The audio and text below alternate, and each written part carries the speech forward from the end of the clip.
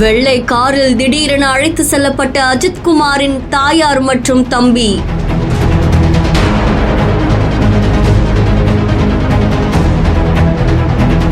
சூழ்ந்து நின்ற கேமராக்கள்.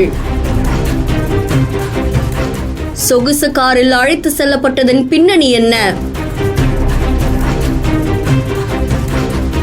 உயிரிழந்த அஜித்குமாருடைய தாயாரான மாலதியையும் தம்பி நவீன்குமார் மற்றும் உறவினர்கள் கார்ல ஏறி புறப்பட்டு சென்றிருக்காங்க. அதை தொடர்ந்து திருப்புவனம் காவல் நிலையம் பக்கத்துல இருக்கக்கூடிய நெடுஞ்சாலைத்துறை ஆய்வு மாளிகையில அஜித்குமார் கொலை வழக்கிற்காக நீதிபதி ஜான் சுந்தரலால் சுரேஷ் தலைமையில அங்க நடக்கக்கூடிய விசாரணைக்காக புறப்பட்டு சென்றிருக்காங்க அப்படின்னு தெரிவிக்கப்பட்டிருக்கு. இந்த காட்சிகள் சமூக வலைதளங்கள்ல பரபரப்பை ஏற்படுத்தி இருக்கு. செய்தி தொடர்பான உங்களுடைய கருத்துக்களை கமெண்ட்ல சொல்லுங்க. மேலும் செய்திகளுக்கு பிஹேண்ட் ஃபாலோ பண்ணிக்கோங்க.